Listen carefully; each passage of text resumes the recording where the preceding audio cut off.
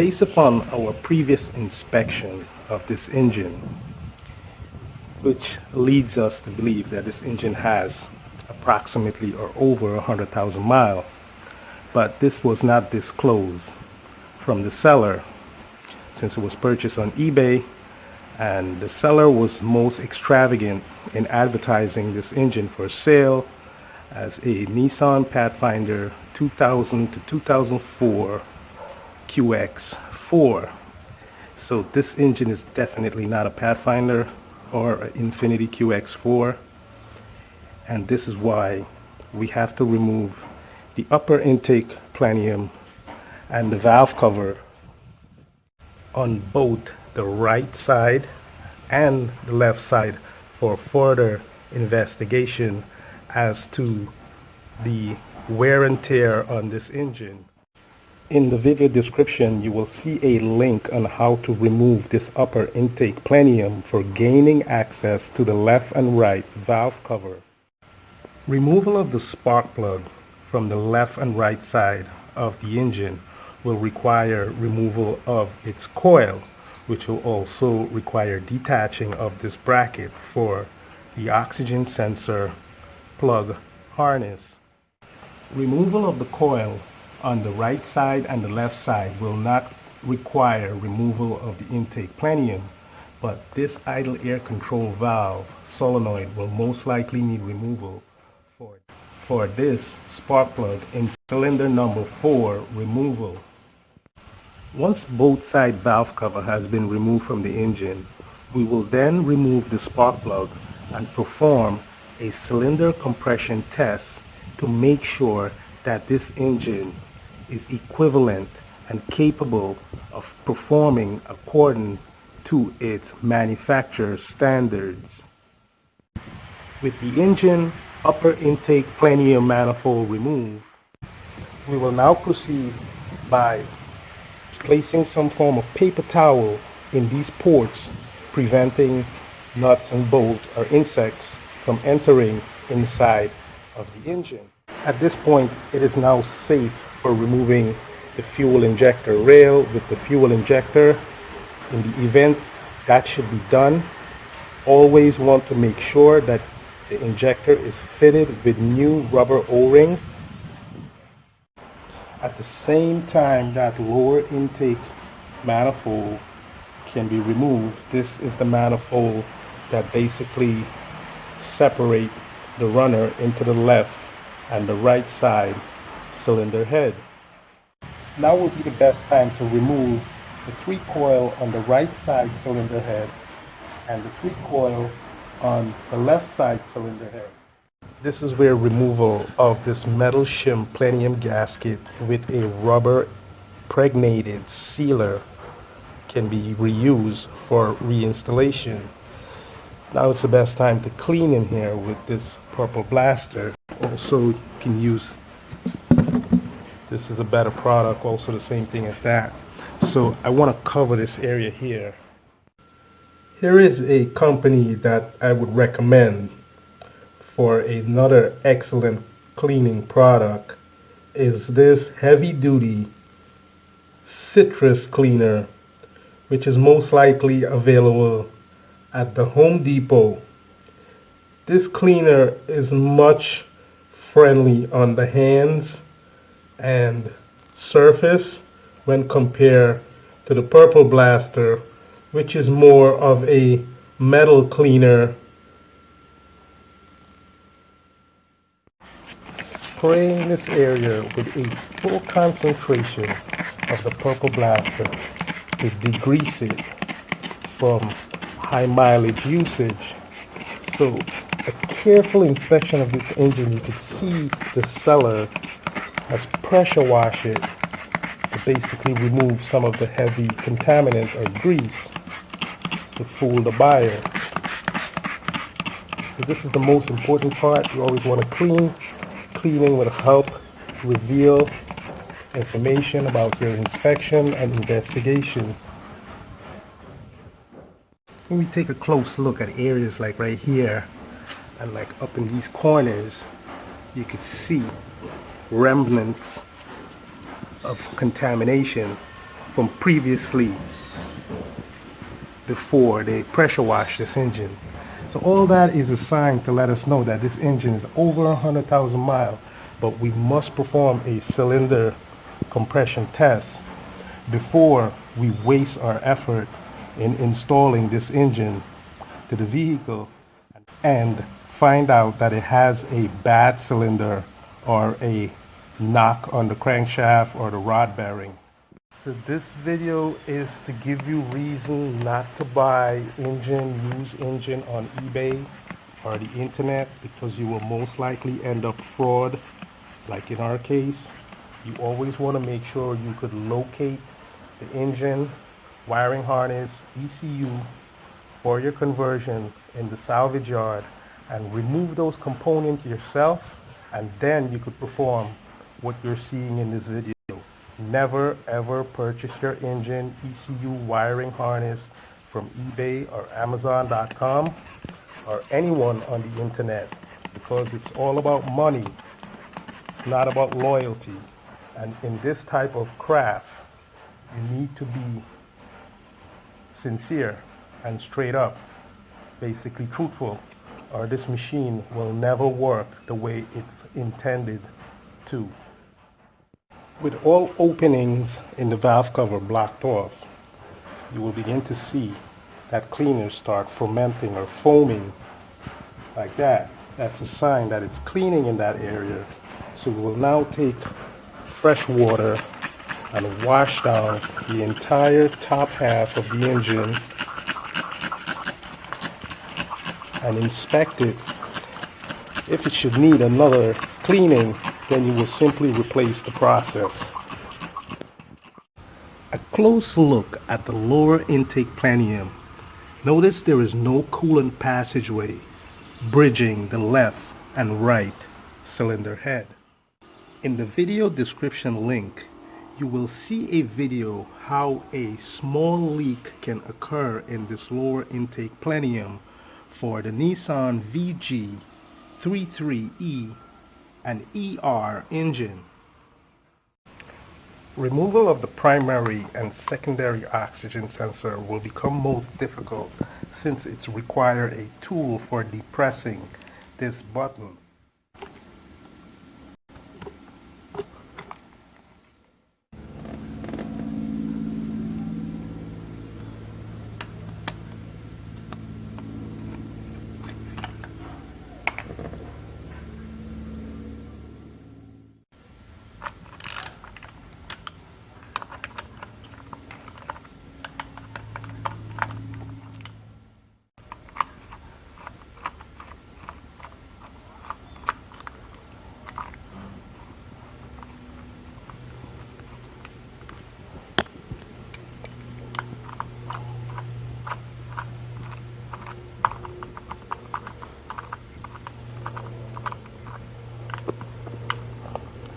This bracket can simply be laid to the side.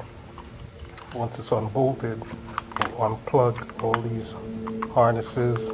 I have to press this in right here and pull the plug off. Same thing for this one.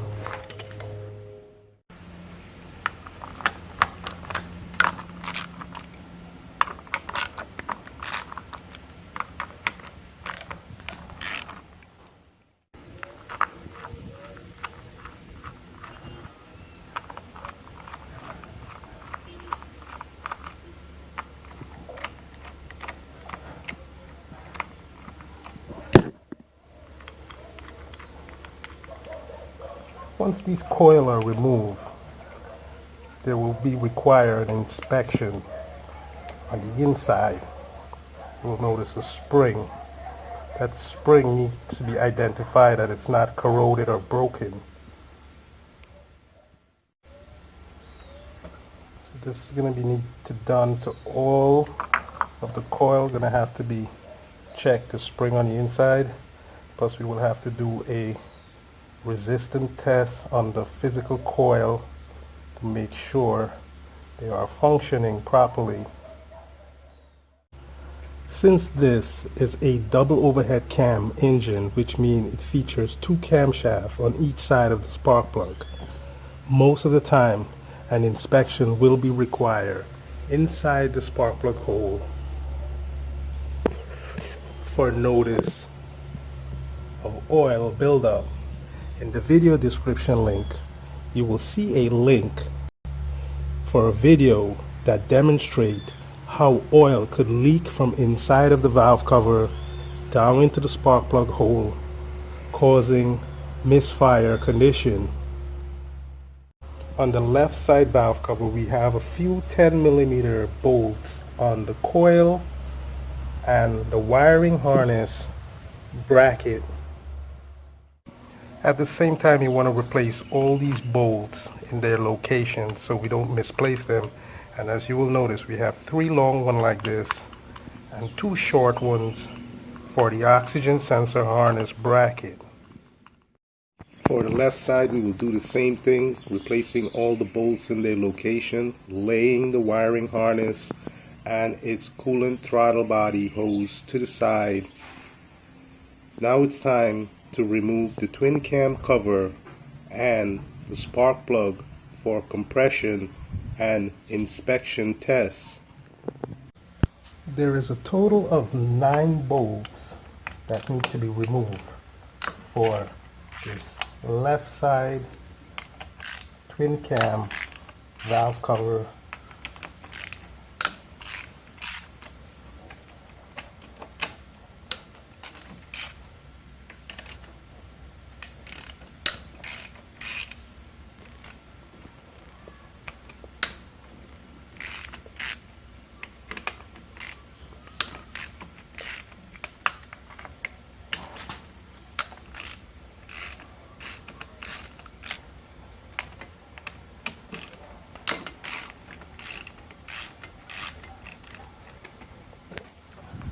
Actually, that will be 10 bolts retaining the twin cam cover to the cylinder head.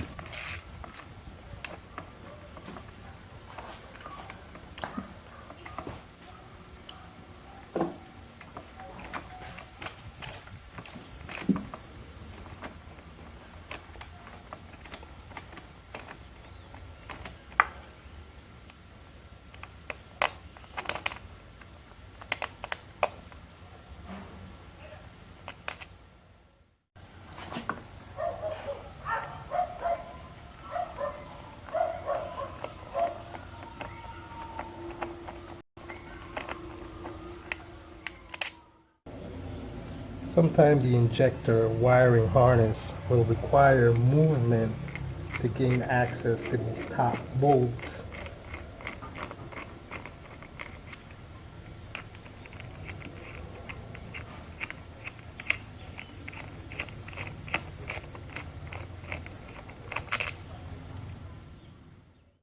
This lower front bolt, it's going to be the most difficult one to get access to, and the one under the filler neck.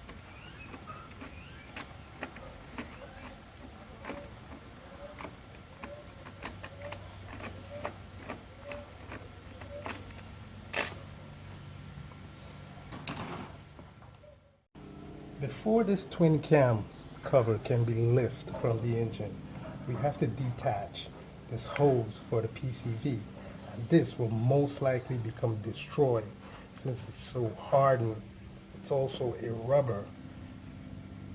So you can see how that split just extends itself. So this is a hose that's gonna have to get replaced with a dealer item.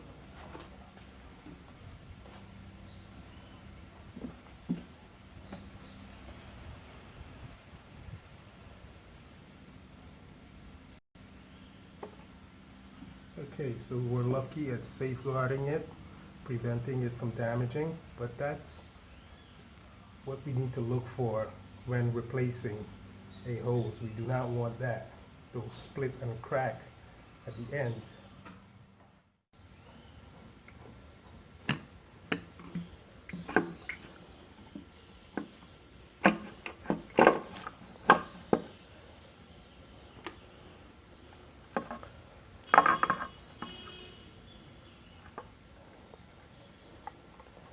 So we want to take a look under the cover. We want to take a look under this baffle to see if any sludge was built up in here.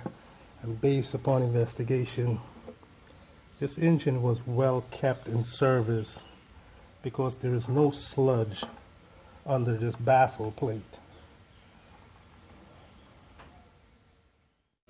Alright, so here normally there will be sludge build up on the lower part of this cylinder head, but since this engine does not have an EGR valve, that's not likely the case.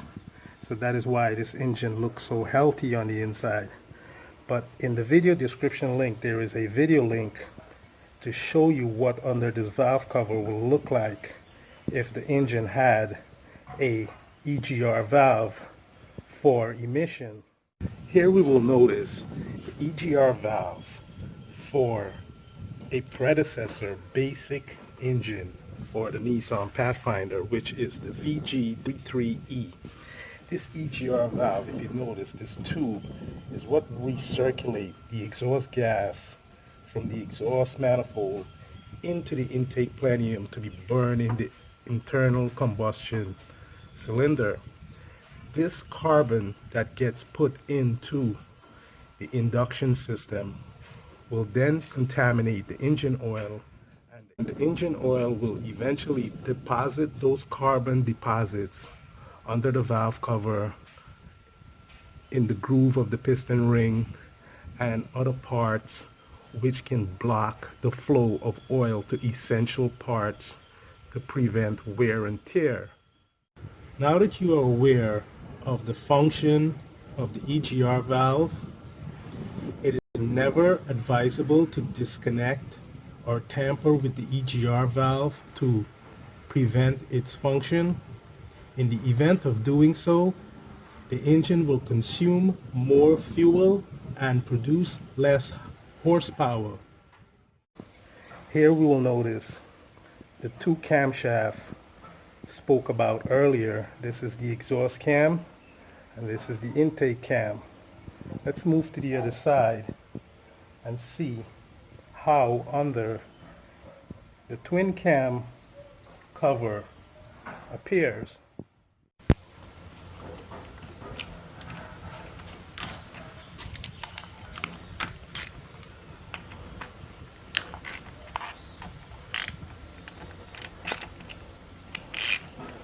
In some event, these valve cover may appear, or these twin cam cover may appear with a leak at the bottom in this area. Well, these 10mm bolts can be retightened to seal that leak that may appear at the bottom of the valve cover, because it does have a flexible gasket. So this one here is not going to be able to get to the 10mm socket. So here most likely we'll have to use a combination wrench, which will not fit, so we're going to try the open end of that wrench.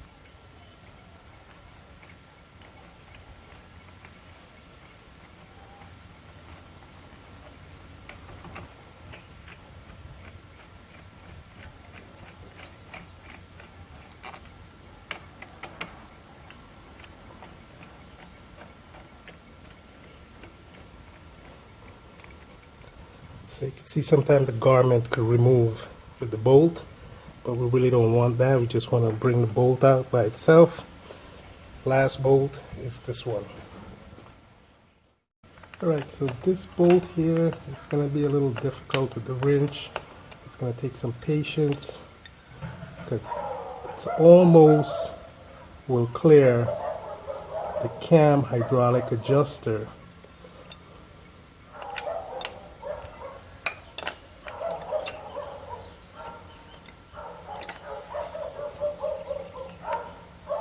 So that is as far as it will go.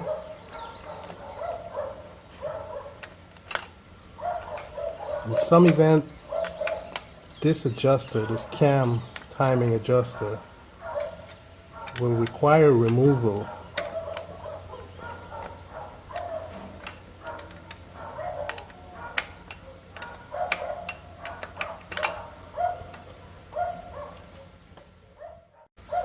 So what I have to do here is I have to lift this up